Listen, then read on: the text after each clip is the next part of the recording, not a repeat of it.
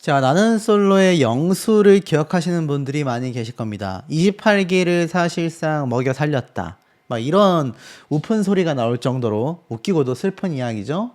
굉장히 많은 분들에게 화제가 됐었던 등장인물이기도 한데요. 자, 영수 씨에 대한 굉장히 좀 충격적인 기사가 올라와서 지금 세간을 떠들썩하게 만들고 있습니다. 바로 이건데요. 나는 솔로 이야기좌 28기 영수 70억 날리고 일방적 파산 이후 잠수 충격이라고 되어져 있습니다. 자, 나는 솔로 이야기 좌가 무슨 말입니까? 28기 영수 씨가 우리 이야기 좀 하자 라는 말을 너무 많이 해서 이야기 좌라는 별명이 붙었지 않습니까? 근데 28기 영수 씨가 방송에서 소개될 때 굉장한 능력자로 나왔단 말이에요. 벤처기업의 대표님으로 말이죠. 근데 70억 원을 날리고 일방적인 파산을 한 뒤 잠수에 들어갔다. 참 놀랍지 않을 수 없는 이야기입니다. 안 그래도 이 영수 씨가 초반에 좀 인기가 있었어요. 많은 여성분들에게 표를 받았고 훤칠한 키와 준수한 외모 덕분에 뭐 인기가 많았었다라는 말이 있었는데 이야기 좌에 등극할 정도로 갈팡질팡하는 모습에 결국 많은 여성분들이 실망을 하셨고 나중에 낯설 사계에도 등장을 했지만 평판이 그리 좋지만은 못했습니다. 근데 그것과는 별개로 능력만큼은 자부한다 라고 이야기를 했었던 영수 씨인데 파산이 무슨 말일까요? 기사 내용을 살펴보면 나는 솔로 28기에 출연하여 화제를 모았던 영수 씨, 본명 김하섭 대표가 이끄는 캡슐 커피 스타트업 브랜드인 일명 메디프레소가 파산한 것으로 알려져 있다고 합니다. 이 메디프레소 어디서 많이 들어봤죠? 그래서 아마 캡슐 커피 많이 드신 분들은 네스프레소라는 브랜드를 아실 거예요. 근데 그럼 이 메디프레소가 커피 브랜드냐? 그건 아닙니다. 근데 중요한 건 이 메디프레소가 캡슐 커피와 같은 형태로 이 건강 음료라고 해야 될까요? 뭐 건강 커피 같은 형태라고 해야 할까요? 한약 같은 것을 이렇게 캡슐 커피처럼 만들어서 판매하던 그런 벤처기업으로 제가 알고 있거든요. 근데 지난 5월 3일 법원에 파산을 신청한 뒤 약 3주 후인 21일에 주주들에게 서한을 발송했고 관련 사실을 통보했다라는 겁니다. 그러니까 파산 신청을 하고 3주 뒤에 자신들의 회사 지분을 가지고 있는 주주들에게 통보를 했다. 당연히 뒤늦게 소식을 접한 주주들의 항의가 이어졌고 이 메디프레소 측은 경영 정상화 방안을 모색하겠다며 상황을 수습했습니다. 그래서 이게 또 해결이 되는가 싶었는데 이곳의 대표가 바로 다름 아닌 영수 씨인 거죠. 김하섭 대표. 근데 이 김하섭 대표가 나는 솔로에도 등장을 했잖아요. 그래서 많은 분들이 또 주주들도 아 괜찮아지나 보다 라고 생각했을지도 모르는 지점이 있다라는 겁니다. 그런데 이달 4일 그러니까 5월 3일 파산 신청을 하고 3주 뒤인 21일에 주주들에게 통보하여 난리가 나서 방안을 모색하겠다라며 상황을 수습했었던 그 뒤로부터 약 한 달 뒤인 6월 4일 날 열린 주주간담회에서 이 논란이 죄점화가 되고 만 겁니다. 김하섭 대표는 약 1시간 동안 인수합병 등 경영 정상화 방안을 설명했다고 해요. 그런데 간담회 말미에 파산 사실을 재차 통보하고 자리를 떠난 것으로 전해졌다고 합니다. 그러니까 정상화 방안을 모색하겠다라며 상황을 수습했었던 5월달과 크게 다르지 않은 모습을 보여준 거예요. 특히 법원으로부터 최종 파산 선고를 받은 시점이 바로 이 간담회 하루 전인 3일이었다. 그러니까 최종 파산 선고를 받고 나서 간담회를 했고 간담회에서는 주주들이 난리를 쳐서 정상화 방안을 모색하겠다라며 이야기를 했었던 방법들을 설명을 하다가 말미에 파산했다 라고 이야기를 한 겁니다. 그러니 이 사실이 알려지자 투자자들의 분노가 당연히 커질 수밖에 없고요. 한 투자업계 관계자는 이 영수 씨, 그러니까 김하섭 대표가 파산 선고가 내려진 지 이틀이 지난 간담회 자리에서 차후에 통보를 했는데 상당수가 황당한 상황이라고 밝히기도 했습니다.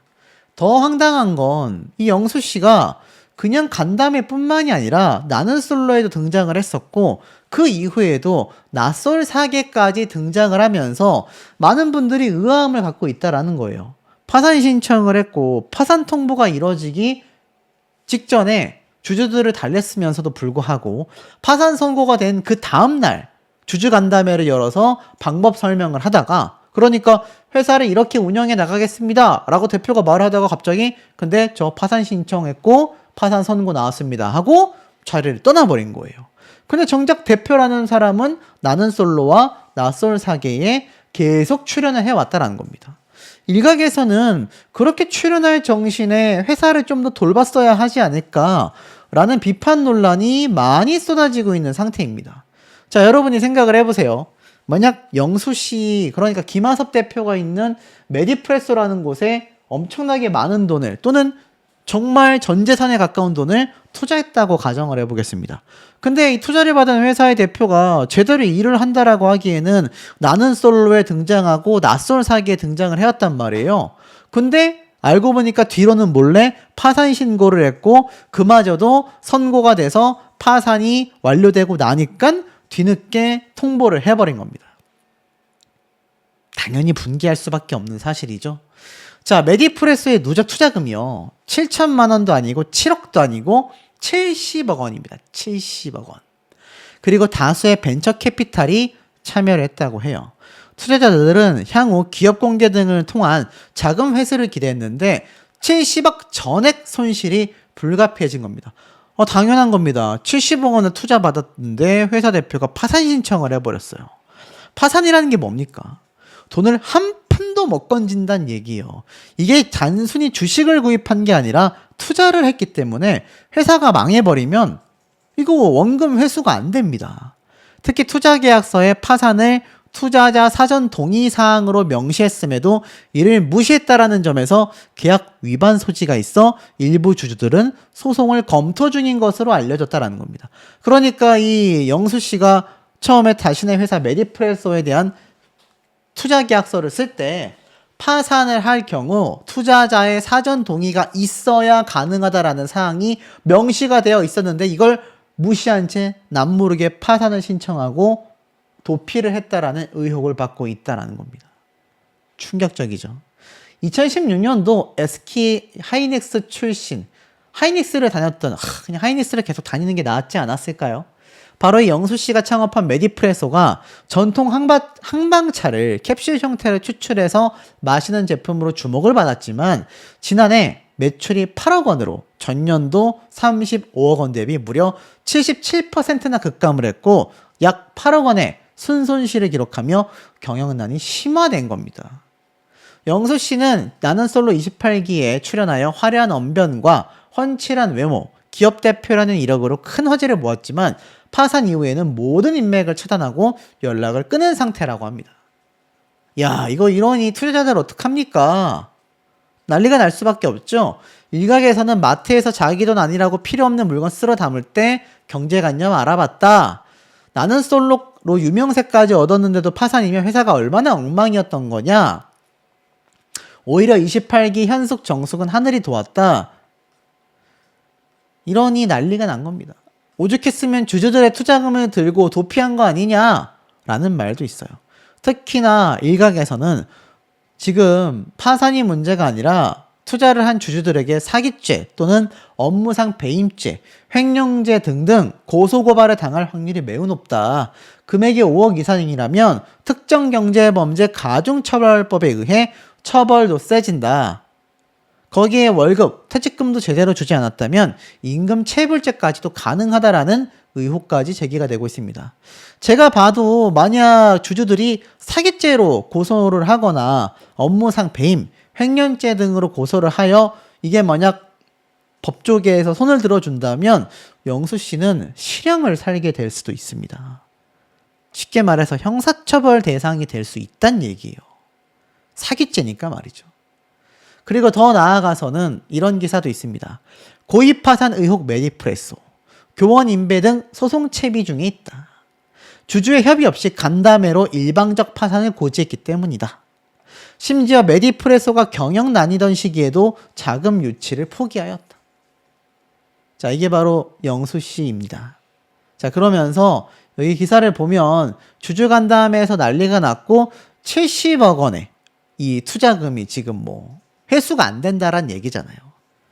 여기 보면 뭐 교원 인베스트로부터 5억 원, 뭐 투자 라운드에서 등등등등 12억 원의 자금, 또 교원 인베스트, 마그나 인베스트먼트 등등등 서울경제진흥원까지 참여하여 누적 투자금이 약 50억 원.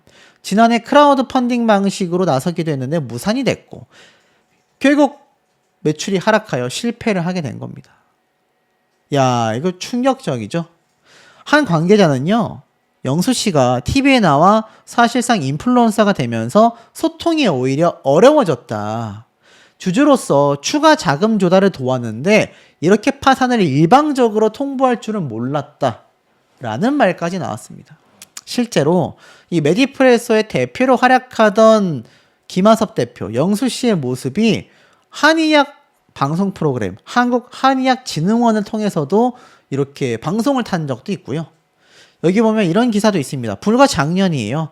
기업가 정신 캠페인년 위촉, 청년 창업 멘토로도 활동을 했었습니다. 불과 작년에 기업가 정신 캠페인년으로 위촉되어서 청년 창업가들의 멘토 선생님으로 위촉도 됐습니다. 야, 이렇게 70억 투자받고 회사 운영이 제대로 됐는지 확인도 되지 않은 상황에서 파산 신청을 한 당사자가 이런 것에 위촉이 되었다라는 것은 충격이 아닐 수 없습니다. 그리고 과거 인터뷰를 보면 약 4년 전 22년도에 이렇게 기사가 났습니다. 특허만 20건이다. 동남아, 미국 아마존에서도 팔리는 한방 캡슐차 메디프레소라고 되어져 있고요. 이 당시 김하섭 대표는 해외에서 K푸드에 대한 관심이 높아지면서 우리 차에 대한 수요도 늘고 있다. 앞으로도 수출에 박차를 가할 것이다 라고도 이야기를 했습니다. 심지어 창업 직후 교원인베스트가 전략적 투자를 하며 5억 원을 투자한 것을 시작으로 이 당시 지난달까지 약 90억 원의 투자를 유치했었다라고 되어져 있습니다. 어마어마한 돈을 유치를 해온 거죠. 근데 이렇게 많은 돈을 받았는데 어디로 갔을까요? 캡슐커피 시장 자체가 당시 굉장히 성장세였기 때문에 아마 이 브랜드도 많은 긍정적 평가를 받았던 것 같아요. 특히 영수 씨는 성균관대 시스템경영공학 학사 출신의 SK 하이닉스에다가 티소믈리에 과정까지 이수할 정도로 굉장히 좀 엘리트라고 할 수 있는 학벌과 경력을 가지고 있는데도 불구하고 이런 사건이 터졌고요. 그로부터 2년 전, 지금으로부터 6년 전이죠. 메디프레소 CEO, 한방차 캡슐 밀리언셀러 비결은 끝까지 포기하지 않은 것이다. 한방차로 100만 캡슐을 판매했다. 7.8기의 창업 성공 사례를 발표하기도 했다. 사업에서 제일 중요한 단 한 가지를 꼽으라면 창업 아이템도 돈도 주변 사람도 아니다. 가장 중요한 것은 창업자인 나 자신이다. 스스로에 대한 믿음을 가지고 끝까지 포기하지 않고 한 발짝씩 꾸준히 나아간다면 언젠가 성공의 문턱에 서 있을 것이다. 라고 이야기를 한 게 바로 영수씨, 김하섭 대표가 지금으로부터 6년 전에 기사에서 이야기를 했었던 내용입니다. 100만 캡슐 판매에 기염을 토했다. 한방차라는 이색 아이템으로 전 세계에 100만 캡슐 판매라는 기염을 토해낸 대표이다. 한양대학교에서 열린 매경 CEO 특강 연사로 나서 학생들을 향해 대학이라는 4년간의 시간을 여정으로 표현했다. 나를 찾고 나의 실력을 가다듬을 수 있는 짧고도 긴 여정이 대학이다.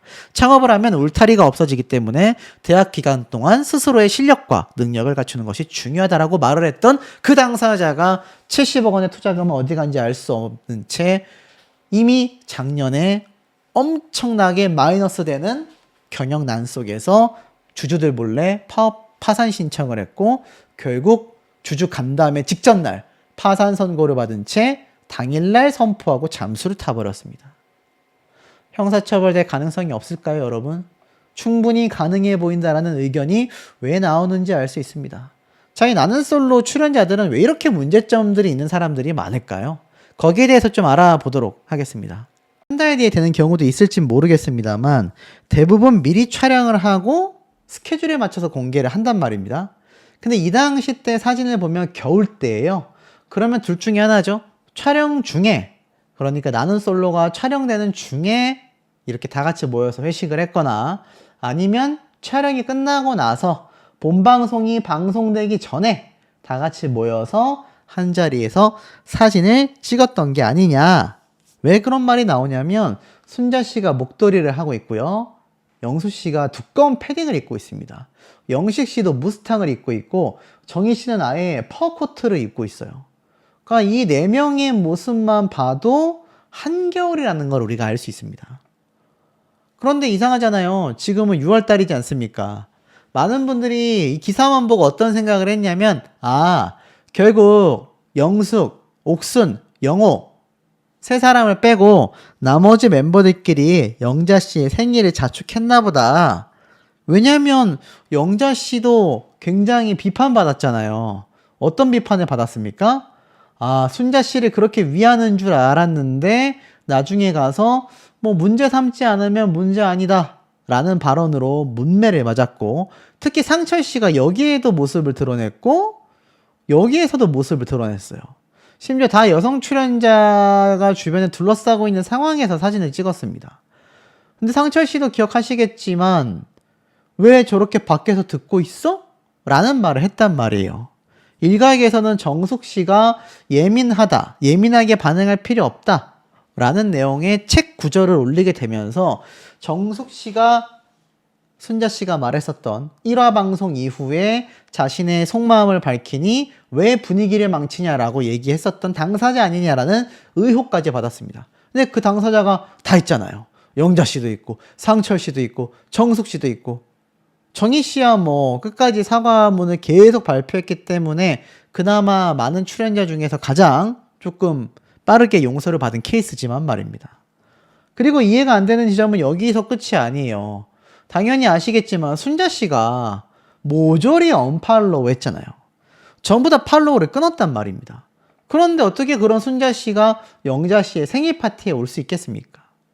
그래서 많은 분들은 어떤 해석을 하느냐, 이 사진이 언제 공개가 됐습니까? 기사를 보시면 바로 6월 10일 날 공개가 됐습니다. 기사의 말이죠. 그래서 특히 10일에는 영자 씨의 개인 계정에 방송에는 담기지 않는 순간들이라는 문구와 함께 여러 장의 사진을 공개했고 자신의 생일을 기념하여 모인 현장에서 사진의 모습을 공개한 겁니다. 당연히 기사 옥선, 영호, 영숙 세 사람은 함께 하지 않았을까요? 제 예상으로는 아마 이 사진이 영자 씨의 생일 기념이기도 하지만 아마 촬영이 상당 부분 진행이 됐거나 촬영이 끝나고 나서 찍었던 모습일 것 같아요. 아마 그 시점 아닐까요? 제가 조심스럽게 좀 추측을 해보면 옥순과 영호 두 사람은 순자 씨가 이야기했던 폭로 기억하십니까? 다 같이 상철 씨 집에 가서 술을 한 잔 마시며 본방송 한 편을 봤고 자신은 거기에서 정희 씨가 있었기 때문에 서운했던 속마음을 털어놨었다라고 이야기를 했었습니다. 기억나시죠?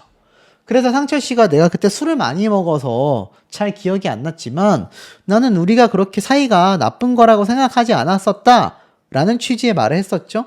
그리고 옥순과 영호 두 사람은 그 자리에 없었다라고 이야기를 했습니다. 영숙 씨는 빨리 갔다고 했나? 그랬던 걸로 기억해요. 그러니 이때가 언제로 유추가 됩니까, 여러분? 아마 본방송 한 편을 다 같이 봤다라는, 상철 씨 집에서 봤었다라는 그날이지 않나, 저는 이런 추측이 되고 있다라는 겁니다. 근데 심지어 커뮤니티에서는 이러한 말이 나와요. 30일기 결론 나왔네. 아직도 헛소리들 하고 있다. 무슨 뜻이냐? 옥순, 영숙, 영호가 왕따다. 이러한 말도 있습니다. 영자 씨가 이 사진을 올린 이유가 하필 영숙, 옥순, 영호 세 사람이 없는 순간일 때의 모습을 올렸기 때문에 그 세 사람이 결국 따돌림을 당하고 있는 거다. 뭐 이런 얘기를 하고 있는데 저는 그건 좀 현실성이 높지 않다라고 생각이 되고요. 이때가 제가 방금 말씀드렸었던 그 최초의 폭로 당시 때의 모임이 아니었나. 저는 그런 생각이 좀 많이 듭니다. 자, 어찌됐건 중요한 건 순자와 경수 씨는 또 유명한 미국 명품 브랜드 막스마라라고 하는 유럽의 또 명품 브랜드. 자, 이런 것들이 800만 원이 넘는 금액이라고 합니다. 어마어마하죠. 그리고 까르띠에라는 명품 브랜드의 시계까지 합하면 1,400만 원. 거기에 메종 키친의 신발까지 신고 있는데 이걸 다 합치면 최종 선택 때 입고 나왔던 순재 패션이 무려 1,500만 원이라는 설명입니다. 놀랍죠? 그 영상이 83만 뷰를 기록하면서 순재의 명품 패션을 두고 갑론을박이 굉장히 뜨거워졌습니다. 순재의 SNS를 보니 방송 때문에 일부러 명품을 산 게 아니라 평소에도 꾸준히 그런 브랜드들을 애용해 왔던 것 같다. 패션에 관심이 남다른 것 같다.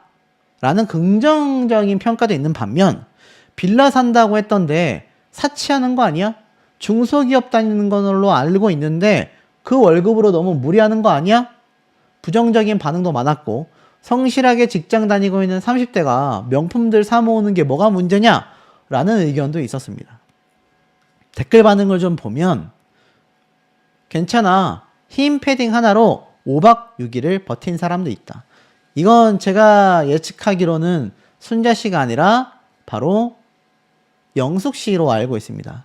영숙 씨가 의상을 잘 안 가지고 온 것처럼 화면에 비춰지면서 옷을 많이 빌렸잖아요. 막 귀걸이도 빌리고. 그래서 의상 한두 개로 버텼던 출연자도 있었다. 이런 이야기. 방송 나오는데 힘줄 수 있는 거 아니냐? 집이 잘 사나 보다. 자, 이러다 보니까 순자 씨의 집안이 굉장히 부자 집안이 아니냐. 이런 얘기도 나오고 있어요. 집이 잘 살거나 재테크를 잘하거나 그러겠지. 북 디자이너라는 직업은 박봉이다. 그런 말성 안 하고 제작진 탓하고 있다더라. 이런 얘기가 소문이 돌았어요. 그리고 바이럴을 한다더라. 자, 바이럴이 뭡니까? 말 그대로 인터넷에 블로그 글이라던가 온라인상에 게시글을 올려서 굉장히 티 안 나게 홍보하는 거거든요. 근데 오히려 여론을 반전시키려고 이런 홍보 수단에서 쓰이는 댓글 작업, 게시물 작업을 옥순 측에서 할 거다. 그런데 실제로 그 뒤에 또 이런 말이 나왔습니다. 옥순아, 바이럴 좀 그만 돌려. 인스타도 개설했다고 하더라. 가입 불가한 온라인 말고는 다른 곳에선 순자가 이상하다라는 여론이 거의 없다. 근데 아이디를 막 만들 수 있는 블라인드라던가 많은 온라인 커뮤니티에서는 순자에 대한 비판 여론들이 솟구치고 있더라. 그렇게 옥순 측에서 여론을 끌어봤자 악행이 사라지는 거 아니다. 인스타도 뻔뻔하게 다시 시작한다. 그러면서 실제로 온라인상에서 약간의 증거조차 없는 의혹이 제기되려면 자신만의 생각이 아니라 그걸 뒷받침할 수 있는 근거가 있어야 하잖아요. 근데 이런 증언글들에 기대어서 카더라 라는 말이 나오는 건 좀 위험합니다. 그리고 이것이 순자 씨에게 도움도 되지 않아요. 하지만 이런 여론이 계속하여 악화되고 있고 계속하여 눈덩이처럼 불어나면서 끊이지 않고 있는 것에는 옥순 씨에 대한 사과가 여전히 많은 대중분들에게는 와닿지 않는다. 진정성이 있어 보이지 않는다라는 이유 때문인 것 같습니다. 왜 그런지를 좀 말씀드려 보겠습니다. 순자가 요즘 보기 싫다라는 내용입니다. 라이브 방송 때 순자가 정숙을 저격했잖아. 첫 방송 때 상철 집에 모여서 한잔했고 거기서 순자가 촬영 당시 힘든 점을 이야기했다가 정숙이 순자에게 분위기 망친다고 한 거 말이야. 근데 이거 정숙 씨가 했다라고 오피셜로 나온 게 없는데 이거부터가 이미 좀 허위 사실이죠. 뭐 예측은 할 수 있지만 정숙 씨가 말했다라고 기정사실화하는 건 굉장히 위험합니다. 그러면서 걸스토크 방에는 참여를 안 했었던 정숙이 초반 회차만 본 상태일 때도 옥순의 걸스토크에 대해 정확히 인지가 안 된 상태였을 거다. 당연히 순자가 안 좋은 이야기를 꺼내니 분위기를 망친다라고 느꼈을 것 같다. 아마 왜 정숙 씨라고 생각하나 봤더니 정숙 씨가 5월 31일 날 올렸었던 자필 글이 있잖아요. 예민하지 않게 받아들였으면 좋겠다 뭐 이런 내용들. 그것 때문에 아마 그 예민하다라는 단어 때문에 정숙 씨가 이 순자 씨가 폭로한 상철 씨 집에서 말했었던